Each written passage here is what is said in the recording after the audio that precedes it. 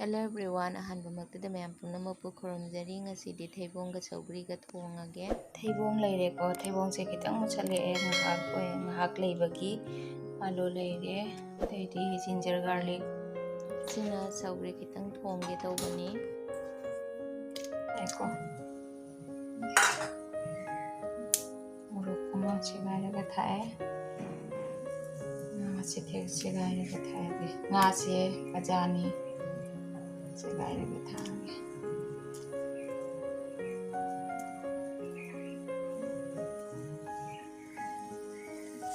Sigana thaibong thongage. Saure.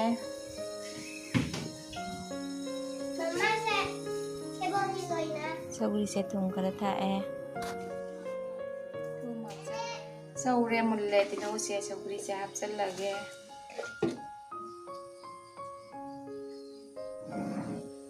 Makhum kupchallaga ngar se holle.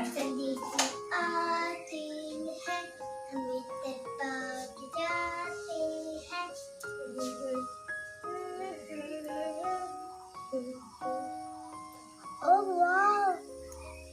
Why did I mama?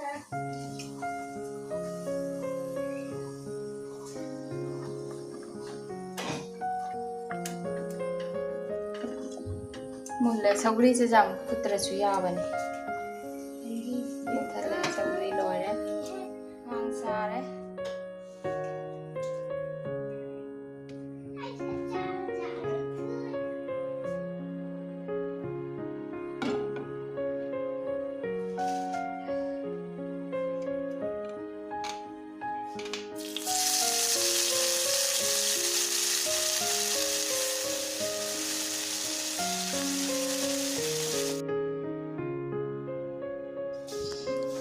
Alu hapsanba yarani, alu hapsallage.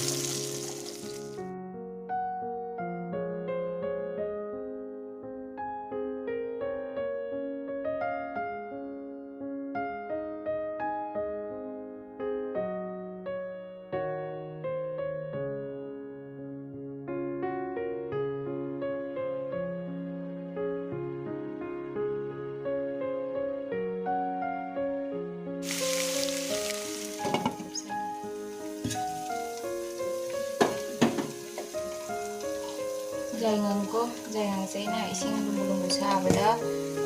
Musla singse ting jiraga padigo maluga mix tawraga subane aise.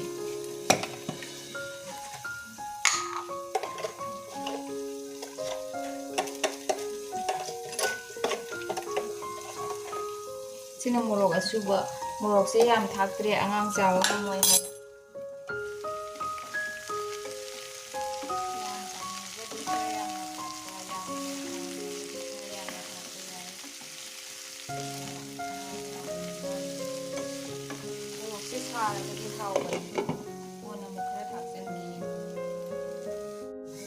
Garam masala khara muko tinjalaga thamma hawgadra thammo ai hapchallage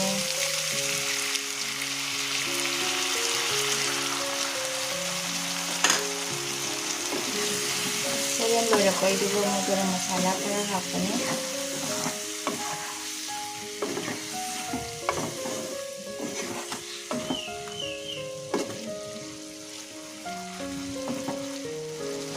Tumja hapawrage ko manung changnaba.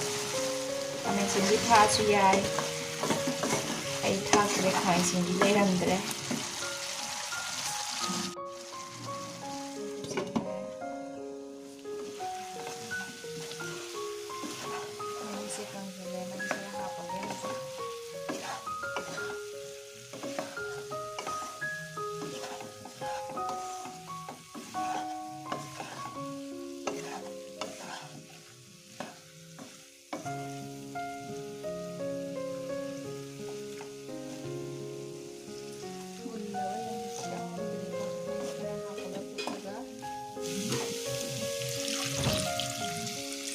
ꯃꯍꯤꯁꯦ ꯆꯥꯡ ꯌꯦꯡꯉꯒ ꯍꯥꯞꯄꯅꯤ ꯃꯍꯤꯁꯦ ꯌꯥꯝ ꯍꯥꯞꯄꯁꯨ ꯍꯥꯎꯇꯕꯅꯤ ꯃꯍꯤꯁꯦ ꯈꯤꯇꯪ ꯀꯪꯂꯞꯅ ꯊꯣꯡꯉꯒ ꯍꯥꯎꯕꯅꯤ ꯊꯩꯕꯣꯡꯁꯦ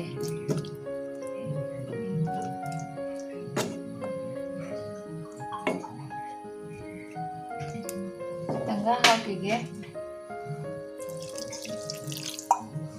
ꯃꯨꯟꯅꯕ ꯌꯦꯡꯒꯦ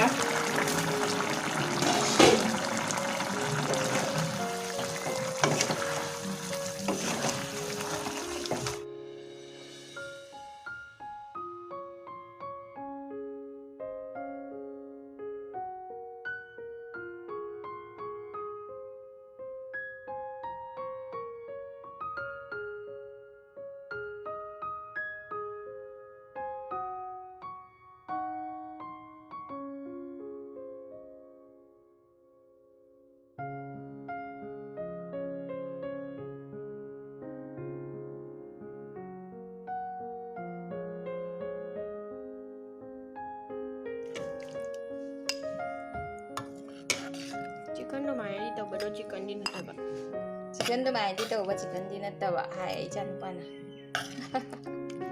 phone de why shuna bro hai shuna de shuna de kidore yama thonge lebu leire de chana aina murok se makak kaaga sumain thamme chana ngoba thabi leire adudagidi thilbung thongba leire mayam hawrenge ai mayam adongasi ngasi hinjang se thebong thongbane bako thebong thonge se ado yengbiyo thebong thonge sogri ama thonge aduga machi khara su sum yaure ado ai mayam hawbra ni yengi ko thabi se thungbara jaisallage thungbara jaisalle aduga lebu se sumjallage lebu se sumaina summaga chaba se hawbani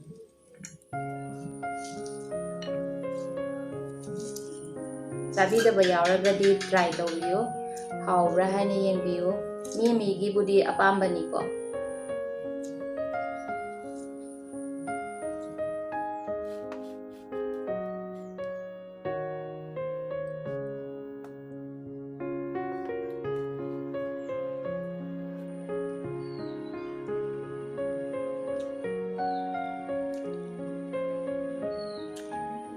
hawe mayam thebong thongba yam hawe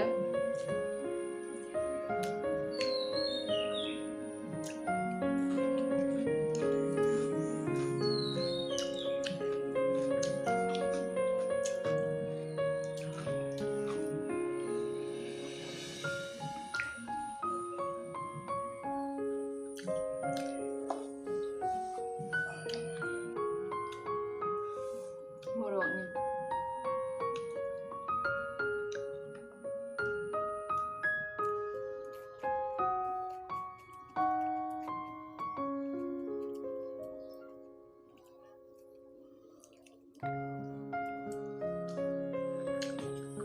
hawe mayam thebong thongba se handak chahigi ambo chadriya thebong thongba ngachi sina ahanbane hek ke tawraga thebong do hek bam phrak ta laiba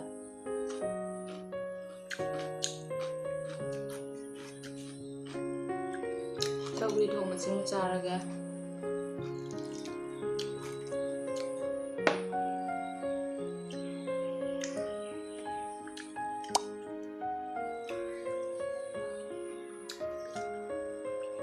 hawe sogri thongba so nungsa chabda yam chanabane sogri thongba ja khangring ama metlaga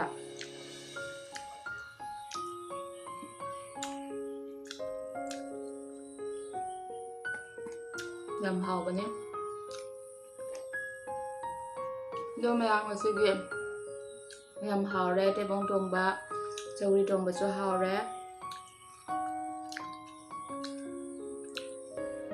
ado mayam ai loina chabadi mata utla roike ado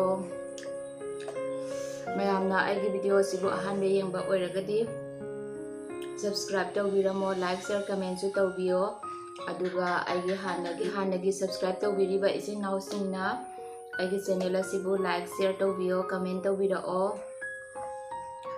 ꯑꯗꯨꯒ ꯃꯇꯝ ꯄꯨꯝꯅꯃꯛꯇꯁꯨ support ꯇꯧꯕꯤꯌꯣ support ꯇꯧꯕꯤꯕꯒꯤꯗꯃꯛꯇꯁꯨ ꯊꯥꯒꯠꯆꯔꯤ ꯌꯦꯡꯕꯤꯕꯒꯤꯗꯃꯛꯇꯁꯨ ꯊꯥꯒꯠꯆꯔꯤ ꯉꯁꯤꯒꯤ ꯑꯣꯏꯅꯗꯤ ꯑꯩꯒꯤ ꯚꯤꯗꯤꯑꯣꯁꯦ ꯃꯇꯥꯡ ꯑꯁ꯭ꯋꯥꯏꯗ ꯂꯣꯏꯁꯤꯟꯖꯔꯒꯦ ꯃꯊꯪꯒꯤ ꯚꯤꯗꯤꯑꯣꯗ ꯑꯃꯨꯛ ꯎꯅꯔꯁꯤ ꯃꯌꯥꯝ